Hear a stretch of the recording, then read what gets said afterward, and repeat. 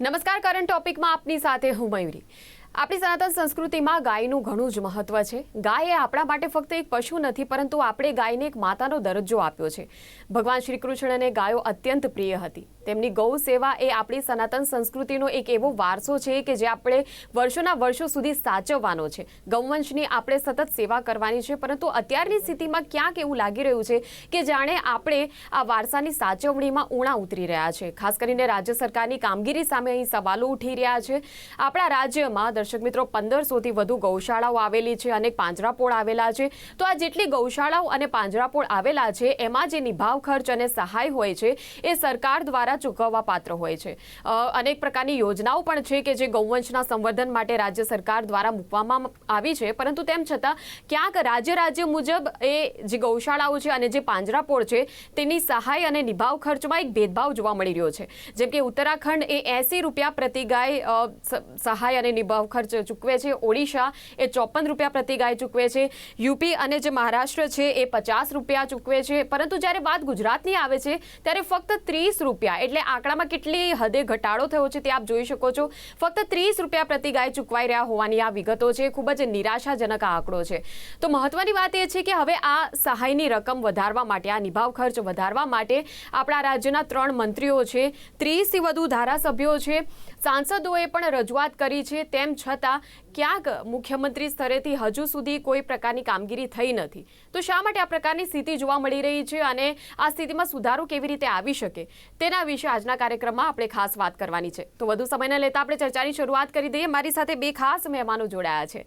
મારી સાથે જોડાયા છે દિલીપભાઈ શાહ, કે જે ગુજરાત એનિમલ વેલફેર બોર્ડમાં ઘણા સમયથી કાર્યરત છે। દિલીપભાઈ, સ્વાગત છે આપનું કાર્યક્રમમાં। મારી સાથે જોડાયા છે મનસુખ સુવાગ્યા, કે જે ગૌ ક્રાંતિના પ્રણેતા છે। એટલે મનસુખભાઈ પાસેથી પણ આપણે ચોક્કસ માહિતી મેળવવાની છે કે ગૌ સંવર્ધનમાં ક્યાંક સરકારની જે કામગીરી છે એ શા માટે ખૂબ જ ઓછી જોવા મળી રહી છે અને કેવી રીતે આ જે ભેદભાવવાળી એક જે સ્થિતિ છે તેમાં સુધારો આવી શકે। એટલે મનસુખભાઈ, ખૂબ ખૂબ સ્વાગત આપનું પણ કાર્યક્રમમાં। નમસ્કાર। પહેલો સવાલ દિલીપભાઈ આપનાથી પૂછવો છે કે હવે આપ આટલા વર્ષોથી, આટલા સમયથી જ્યારે એનિમલ વેલફેર બોર્ડમાં કાર્યરત છો, ખાસ કરીને એ પ્રકારની યોજનાઓ હોય છે કે જેના લીધે ગૌવંશના પાલનમાં, સંવર્ધનમાં કોઈ આર્થિક તેમને તંગીનો સામનો ન કરવો પડે અને સરકાર જે છે એ વ્યવસ્થિત ચૂકવણી કરે, જેથી ગૌશાળાઓ જે છે ક્યાંક બંધ કરવાની સ્થિતિ ન આવી પડે। તો ખૂબ જ સાચવણી કરવામાં આમ તો આવતી જ હોય છે, પરંતુ તેમ છતાં હવે જે આંકડા બહાર આવ્યા છે, શા માટે ગુજરાતમાં ફક્ત 30 રૂપિયા પ્રતિ ગાયનો ખર્ચો, એટલે આ ખૂબ જ નિરાશાજનક આંકડો છે દિલીપભાઈ। નમસ્તે। આપના માધ્યમથી જીટીપીએલ હંમેશા ગુજરાત હિતમાં અને પ્રજાજનોને સાચી માહિતી મળે એ માટેનું એક પારદર્શક નેટવર્ક છે।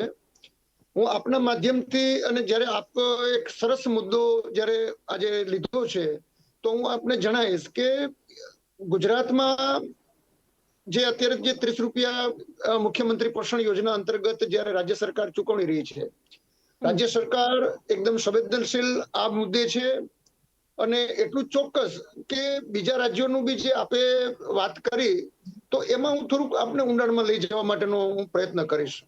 વર્ષ 1998માં જ્યારે રાજ્ય સરકારે ગૌસેવા આયોગની સ્થાપના કરી, તો એ વખતે હું ગૌસેવા આયોગ સાથે મારું કામકાજ હતું।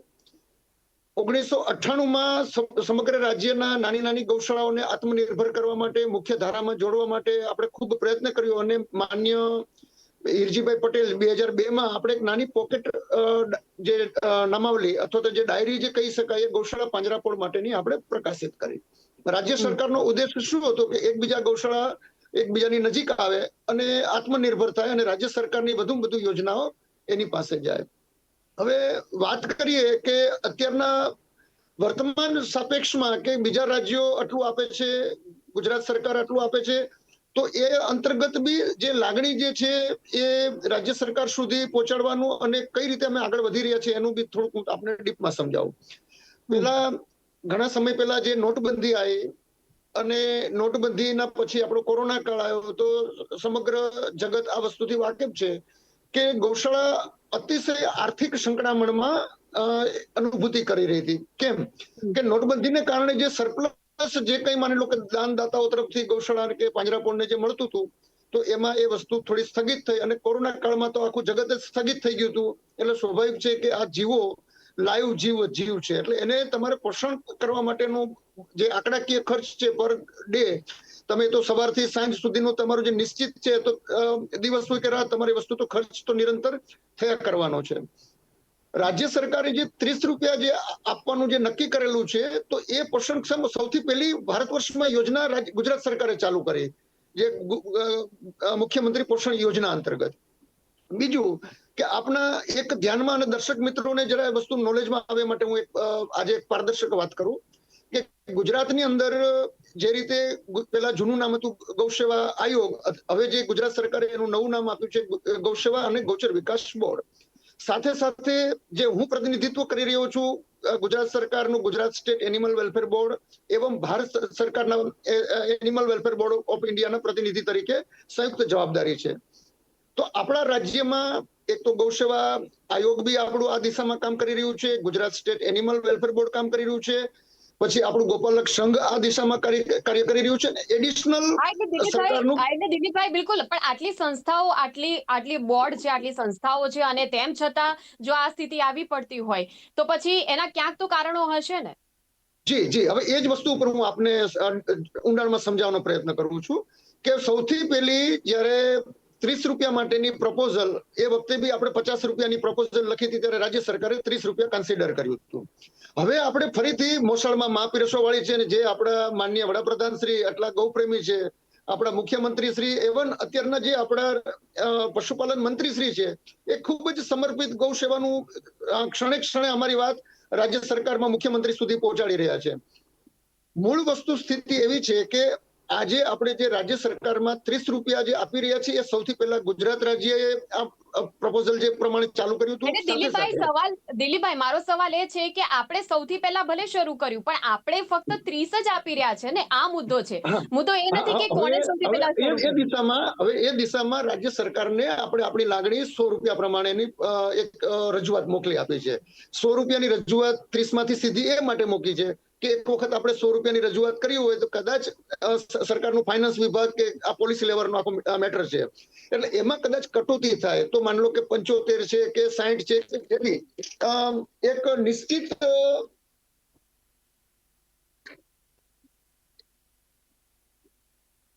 દિલીપભાઈ, આપનો અવાજ નથી આવી રહ્યો. ઓકે, મનસુખભાઈ થી આપણે શરૂ દિલીપભાઈ. જી હવે એ જે નિશ્ચિતતા માટે એટલે 100 રૂપિયાની પ્રપોઝલ આપણે એ માટે અત્યારે રાજ્ય સરકારને મૂકી છે, અને એ અત્યારે રાજ્ય સરકાર ઉચ્ચ કક્ષાએ વિચારાધીન છે. બીજું કે આપણે જેમ કીધું, અને બીજું એ પણ હતું ને દિલીપભાઈ કે પશુપાલન છે, મત્સ્ય ઉદ્યોગ છે, એ બધામાં કરોડો રૂપિયાની ફાળવણી થતી હોય છે, તો પછી આ શા માટે ગૌપાલન અને ગૌ સેવામાં શા માટે જેની જરૂરિયાત છે એટલું ફંડ શા માટે નથી અપાવી શકતા? અને ખાસ કરીને કે આ મુદ્દો એટલા માટે ચર્ચા કરી રહ્યા છે કેમ કે કૃષિ મંત્રી રાઘવજી પટેલ સહિત કુંવરજી હળપતિ છે, કુંવરજી બાવળિયા છે, એ મંત્રી લેવલ સુધી જો આ રજૂઆત આગળ થાય છે અને તેમ છતાં કામગીરી નથી થતી, અને મંત્રીઓએ રજૂઆત કરી એને પણ 1 વર્ષ ઉપરનો સમયગાળો થઈ ગયો છે. દિલીપભાઈ, ના એટલે ચોક્કસ આ વસ્તુના સતત રિમાઇન્ડર અત્યારે ચાલુ જ છે, અને માનનીય મુખ્યમંત્રી શ્રી બી હકારાત્મક છે. આપણે ગુજરાત સરકાર તમામ જીવોની પરિકલ્પનામાં હંમેશા અગ્રેસર છે, એટલે એ સંવેદનશીલ સરકાર છે, એટલે એમાં આજની તો કાલે નજીકના ભવિષ્યમાં આ વસ્તુ અત્યારે પાઇપલાઇનમાં છે અને આપણને એમાં સફળતા મળવાની જ છે. અને એટલે જ આપણે રાજ્ય સરકારને 100 રૂપિયા પ્રતિ જીવ દીઠ આપણે માંગણી એ માટે કરી છે કે રાજ્ય સરકાર પાસે 100 રૂપિયા માંગ્યા છે, તો એમાંથી કટોતી થઈને જે બી રકમ નિશ્ચિત થશે એ રાજ્ય હિતમાં નિશ્ચિત થશે. અને બીજું, સાથે સાથે જેટલા ગુજરાતના બીજા જે ગૌ માતા માટેના એકમો કામ કરે છે, પશુપાલન નિયામકની કચેરી, બીજા રાજ્યોમાં આ સ્થિતિ નથી. ત્યાં માની લો કે ઉદાહરણ તરીકે જસ્ટિસ જે રકમ આપી દીધી અને એ પછી રાજ્ય સરકારના, તમને ખબર છે મહારાષ્ટ્રએ તો રાજ્ય માતાનો દરજ્જો આપી દીધો છે. આપણે બીજા રાજ્યો સાથે જ્યારે સરખામણી કરીએ છીએ ને, એટલે જ અત્યારે આ મુદ્દો બન્યો છે, એટલે જ આપણા કરંટ ટોપિકમાં આ મુદ્દો લીધો છે, કેમ કે બીજા રાજ્ય સાથે સરખામણી કરીને તો આપણે થોડાક ઉણા ઉતર્યા ગૌ સેવામાં, એટલા માટે. પણ આપણે એથી વિશેષ માંગણી આપણી કરેલી છે. ઓલરેડી આપણે માન્ય વડાપ્રધાન શ્રીને ગાય માતા રાષ્ટ્રમાતા દરજ્જો થાય એના માટેનું એક આખું વિધેયક સ્વરૂપનું તૈયાર કરીને બી મોકલી આપ્યું છે, અને આપણે ફક્ત રાજ્ય માતા નહીં, આપણે રાષ્ટ્રમાતા જોવા માંગીએ છીએ. ચલો ઠીક છે. મનસુખભાઈ, શું કેવું છે આપનું? ગાય પહેલા તો મૂલ્ય સરકારે, સમાજ સેવકોએ, શિક્ષણે અને પ્રજાએ સમજવું જોઈએ કે ગાયને શા માટે બચાવવાની છે. તો મેં તો 4 વેદ વાંચ્યા છે, આયુર્વેદનો ચરક સંહિતા ગ્રંથ વાંચ્યો છે, અને ગીર ગાય લુપ્ત થવા આવી ગુજરાતની કાંકરેજ ગાય, એની ખરેખર સરકાર, ગૌ સેવા ક્ષેત્ર અને ધર્મ ક્ષેત્રને ખબર નહોતી. ત્યારે 1999-2000માં અમે ગૌ રક્ષાનો પ્રારંભ પહેલો ગુજરાતમાં કર્યો, અને સૂત્ર આપ્યું ગીર ગાય આપણા આંગણે, કાંકરેજ ગાય આપણા આંગણે. અને એક NGO અમારી જળક્રાંતિ ટ્રસ્ટ દ્વારા 10 લાખ ગીર ગાય નિર્માણ અને નો સંકલ્પ 2005માં ગિરનારની પ્રદક્ષિણા કરીને લીધો, અને અંબાજીથી કચ્છનું કોટેશ્વર, એમાં 2016માં 40 સંમેલન 9 જિલ્લામાં કરી અને 11 લાખ કાંકરેજ ગાય નિર્માણનો સંકલ્પ કર્યો. ત્યારે આખા રાજ્યમાં આજે ગુજરાતની પ્રજા સાક્ષી છે કે લુપ્ત થતા ગીર અને કાંકરેજ ગૌવંશ ને દિવ્ય ગુણ અને બચાવવાનો વિચાર મનસુખભાઈ સુવાગ્યા જળક્રાંતિ ટ્રસ્ટે દેશને આપ્યો. એમાંથી સરકારને પણ એ સફળતાથી પ્રેરણા મળી. 2-5 હજારની ગાય આજે 1 થી 11 લાખમાં વેચાય છે. એમાં અમારું જળક્રાંતિ ટ્રસ્ટનું પ્રદાન છે. અને એમાં મેં ગાયના દૂધ ઘીના ગુણ ઉપર એક પુસ્તક લખ્યું, ગીર ગાય ગ્રંથ લખ્યો, કાંકરેજ ગાય ગ્રંથ લખ્યો, અને ખાસ તો આ ગો વેદ ગ્રંથ જંગલમાં બેસીને લખ્યો. આની 8 લાખ નકલનું વિતરણ થયું. અચ્છા, હા મનસુખભાઈ, આપણે જે વાત કરી રહ્યા છે મુદ્દા ઉપર કે ગુજરાતમાં શા માટે સૌથી ઓછો પ્રતિ ગાય ખર્ચો છે. હવે ગાયને બચાવવામાં અત્યારે પહેલા તો ગૌપાલ રક્ષક અને પાલક કોણ છે ની સરકારે સમજવાની જરૂર છે કે ખાલી પાંજરાપોળોને સહાય આપી દેવાથી ગૌરક્ષા થવાની નથી. ઈ તો અનાથ ગાયોને ખાલી આશ્રય મળે છે. સાચા ગૌપાલક છે ને ઈ રબારી, ભરવાડ, માલધારી છે. એટલે પહેલી ગાયની સહાયના હકદાર માત્ર ને માત્ર માલધારી છે, પછી ખેડૂત છે, અને પછી સેવા કરતી ગૌશાળાઓ પાંજરાપોળો છે. દુર્ભાગ્યવશ કે જે ગાયનું દૂધ ઉત્પન્ન કરે છે, દેશની પ્રજાનું ગાયના દૂધ ઘીથી પોષણ કરે છે, એ અભણ પ્રજા છે, ભટકતી પ્રજા છે, એનો અવાજ ક્યાંય પહોંચતો નથી, એને કોઈ પહોંચતું નથી. અને શિક્ષિત લોકોનું સંગઠન હોય પાંજરાપોળનું કે એનું ગૌશાળાઓનું, એટલે એ ધર્મગુરુને લઈને જાય અને આ બધી સહાય મંજૂર કરાઈ આવે છે. એ બરાબર એને સહાય મળે, પણ પેલા હકદાર રબારી ભરવાડ છે. પછી 30 રૂપિયા સહાય જે તે વખતે જાહેર થઈ, એને વર્ષો વયા ગયા. તો આજે મોંઘવારી કેટલી વધે છે, સરકારી નોકરિયાતનો પગાર કેટલો વધે છે, બીજે બધે સબસિડી વધે છે. એમ ગાયમાં દર 2 વર્ષે કે 3 વર્ષે સમીક્ષા કરી અને ગાય માટેની જે સબસિડી છે એમાં ચોક્કસ વધારો થવો જોઈએ. અને દિલીપભાઈની વાત સાથે હું સહમત છું કે ખરેખર સરકારે 100 રૂપિયા ગાય દીઠ સહાય આપવી જોઈએ, અને એ પણ માત્ર ને માત્ર સૌરાષ્ટ્રમાં ગીર ગાય માટે અને ઉત્તર ગુજરાત કચ્છમાં કાંકરેજ ગાય માટે. આ તો બધા ગીર પાછળ પાગલ થાય અને બીજા ગૌવંશ લુપ્ત થઈ જાય તો ઈ પણ ગૌરક્ષા નથી. એટલે સરકાર પણ આ સમજે, ગૌ સેવકો પણ આ સમજે. મનસુખભાઈ ખૂબ જ મહત્વનો મુદ્દો ઉઠાવ્યો છે દિલીપભાઈ, કે અમુક ચોક્કસ ગૌવંશની જ જાળવણી થાય, પછી બીજા ગૌવંશ જે છે લુપ્તતાના આરે આવીને ઉભા રહી જાય. એટલે શું આ પ્રકારની પરિસ્થિતિ છે? શું કહેશો દિલીપભાઈ? ના, એટલે એમાં ચોક્કસ આપણું ગુજરાતની ઓળખ આપણી ગીર સાથે સાથે જેટલી ગીરની છે એટલી જ કાંકરેજની છે અને એટલી જ ડાંગીની છે. એટલે આપણા ગુજરાતમાં દેશીથી માંડીને જેટલી બી આપણી પ્રજાતિઓ છે, તો એનો વંશ વારસો યોગ્ય રીતે જળવાઈ રહે એ આપણી રાજ્ય સરકારની અને આપણી સામાજિક રીતે દાયિત્વ સાથે માલધારી સમાજ કે જે ગૌવંશ સાથે સંકળાયેલા છે તમામની છે. અને હવે એવું નથી લાગતું દિલીપભાઈ, એટલે એવું નથી લાગતું કે આપણે ગૌવંશ સંવર્ધન માટે એક અલગ પ્રકારના મંત્રાલયની જરૂર છે? 110% આ માટેની પ્રોપોઝલ આપણે ભારત સરકારને બી અલગ, ભારત સરકારમાં ગૌવંશ માટેનું, ગાય માતા માટેનું એક અલગ જ મંત્રાલય ઉપસ્થિત રહે એ માટેનો બી આપણો પ્રયાસ છે. અને સાથે સાથે હું તો એક સ્ટેપ આગળ કહેવા માંગુ છું કે ગૌશાળા ખરેખર જો ગાયો સુખી રહેતી હોય એના માટેનો પ્રથમ ગૌશાળા કે પાંજરાપોળ એ વન ટાઈપ ઓફ વૃદ્ધાશ્રમ છે. એ કેમ વૃદ્ધાશ્રમ છે કે ભાઈ એમાં એક એની નિશ્ચિત મર્યાદાઓ છે, પણ છતાં આ આપણું મહાજનોનું ગુજરાત છે. મહાજનો વર્ષોથી જે નિરાધાર ગૌવંશને નિભાવ કરી અને એનું જીવન ઉન્નત થાય એ માટેનો પ્રયત્નશીલ છે, જે આપણા ભારત વર્ષમાં એક મોડેલ કામગીરી છે.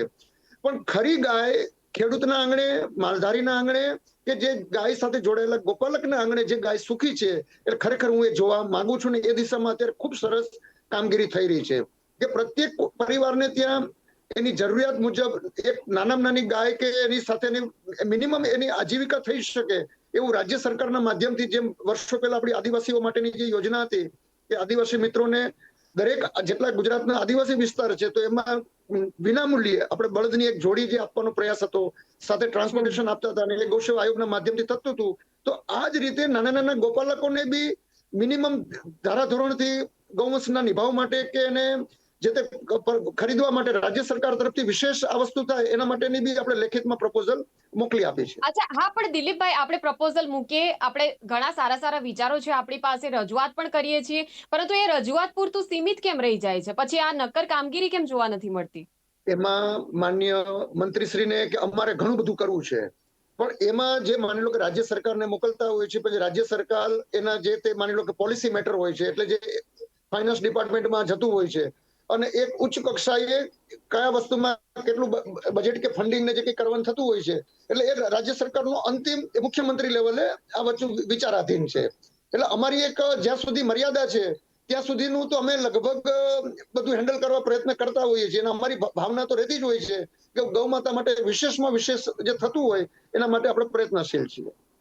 બિલકુલ, પણ હવે આમાં એવું છે ને દિલીપભાઈ, કેમ કે મર્યાદાઓ જે છે, જો દરેક રાજ્યની જે સરકારો હોય એમના સામે પડકારો તો હોય જ છે કે એક ચોક્કસ એમની પાસે એક ફંડ આવ્યું છે, હવે ક્યાં ક્યાં એને વાપરવાનું છે, રાજ્યની સુખાકારીને લગતી તો અનેક પ્રકારની બાબતો છે, વહીવટ જે ચલાવવાનો છે, એટલે કોઈ નાની સૂની વાત નથી.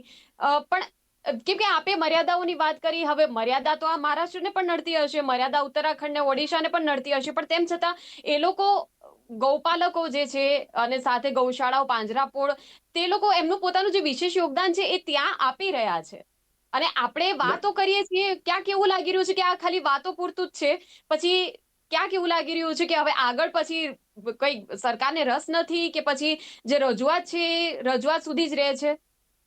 ના, 110% ચોક્કસ આપે જે વાત કરી એ મુજબ ભારત સરકારના રાજ્યના પ્રતિનિધિ તરીકે ચોક્કસ રાજ્ય સરકારનું વિશેષ મોવડી મંડળનું મુખ્યમંત્રી શ્રી લેવલે અને માનનીય મંત્રી શ્રી પશુપાલન જે આ બાબતમાં ખૂબ જ સંવેદનશીલ રીતે અમને સહયોગ કરી રહ્યા છે, તો ફરીથી એક દિવસ એવો બી અમે નક્કી કરવાનું વિચારી રહ્યા છીએ કે તમામ ધારાસભ્યો કે જે ઉપલબ્ધ હોય એ ટાઈમે એક સામૂહિક રીતની ઉર્જા સાથે ફરીથી એક આ મુદ્દા ઉપર વધુ ઊંડાણ સાથેની ચર્ચા થાય અને ઝડપથી આનું નિરાકરણ આવે એ આપણે જોવા માંગીએ છીએ.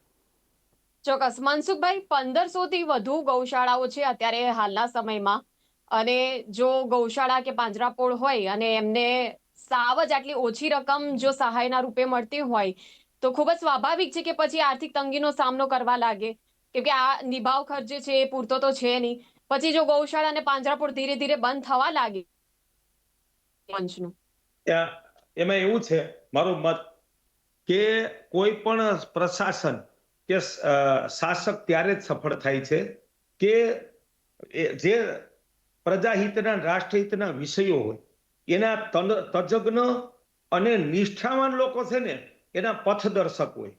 અમારે ના કેવું જોઈએ દિલીપભાઈ, પણ અહીંયા ગાંધીનગર તપાસ કરો કે આ ગીર કાંકરેજ ગાય લુપ્ત થવા આવી એ શાસકોને ખબર હતી, ગૌસેવકોને, ધર્મગુરુને ખબર હતી? ક્યાં માણસે જિંદગી આખી ખર્ચી નાખીને લોહીનું પાણી કરી અને ગાયને 11 લાખે પહોંચાડી?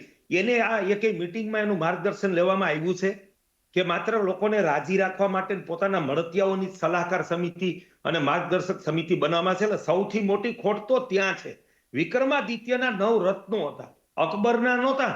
શરૂઆત વૈદિક સંસ્કૃતિથી થઈ છે કે જે તે વિષયના તજજ્ઞ હોય એને પૂરા માન, સન્માન ને આદર સાથે, એના તપના માન સાથે એની વાત માનવી જોઈએ, એને બોલાવવા જોઈએ. સામેથી રજૂઆત કરવા જાવ તો એનું કાંઈ ના આવે. અને પાંજરાપોળ ઈ લોકોની અંગત જીવદયા છે, ઈ ગૌરક્ષા નથી, અને ઈ સરકારની જવાબદારી નથી થતી. હા, સરકાર ઈચ્છે તો એને મદદ કરી શકે, પણ સરકારની નૈતિક જવાબદારી છે કે જે વૈદિક સંસ્કૃતિ શરૂ થઈ ને એ ઉદ્યોગથી નથી થઈ, એ ખેતીથી નથી થઈ, ગૌપાલનથી થઈ છે. હજી 75 વર્ષમાં તપાસ કરો ગૌપાલકોને કેટલી સહાય મળી છે. અગાઉ પણ ગૌ સેવા આયોગમાં આ અમારી એક પણ વખત અમને મિટિંગમાં આમંત્રણ નથી આપવામાં આવ્યું, અને પછી કેવું બધું થયું છે એ ગુજરાતના લોકો જાણે છે. ત્યારે ખરેખર જો ગાય પ્રત્યે નિષ્ઠા હોય, દેશ પ્રત્યે નિષ્ઠા હોય, તો સત્તામાં જે નાના મોટા હોદ્દા આપવામાં આવે છે ને પોતાની પ્રસિદ્ધિની ભૂખ મૂકીને યોગ્ય લોકોનું માર્ગદર્શન લે અને આ ગોવેદ જેવા શાસ્ત્રો, સરકારમાં બેઠેલા અધિકારીઓ, શાસકો અને ગૌરક્ષા સાથે જોડાયેલા બધા વાંચે અને આ ગોવેદ મંગાવવા માટેનો એક નંબર બોલું છું, 9798864503. અમારો ગીર ગાય ગ્રંથ વાંચો, કાંકરેજ ગાય ગ્રંથ વાંચો, ગોવેદ વાંચો ને પેલા તો ગાયને સમજો કે ગાય શું છે, એના પ્રશ્નો શું છે, એ પ્રમાણે સરકાર ઉકેલ લાવે. એમાં ગૌ સેવકોએ પણ પોતાની ભૂમિકા સમજવી જોઈએ. માત્ર સરકાર ઉપર આધાર ના રાખવો જોઈએ, પોતાની નૈતિક ફરજ જેમ અમે બજાવી નિષ્કામ ભાવે, અને લોકો પણ ગાયને સમજે અને ઓળખે, અને ધરતીને સહાય ના મળવી જોઈએ. જો મારો સૌથી પહેલો મહત્વનો મુદ્દો કે ગાયને બચાવવી તો જર્સીને સહાય ના જ મળવી જોઈએ, માત્ર ને માત્ર ગીર, કાંકરેજ, ડાંગી, બરાબર, અને આપણે જે દાહોદની ગાય છે દેશી, બરાબર, આ દેશી ગાયને જ સહાય મળવી જોઈએ. એવો સરકાર નિર્ણાયક મત લે અને પોતાના પ્રદેશમાં જે તે પ્રદેશની ગાયને સહાય આપે. અચ્છા દિલીપભાઈ, કોઈ પ્રકારે આપણે, મને એવું લાગે છે કે યોજનાઓ પણ ઓછી છે, થોડી યોજનાઓમાં પણ વધારો કરવાની જરૂરિયાત છે.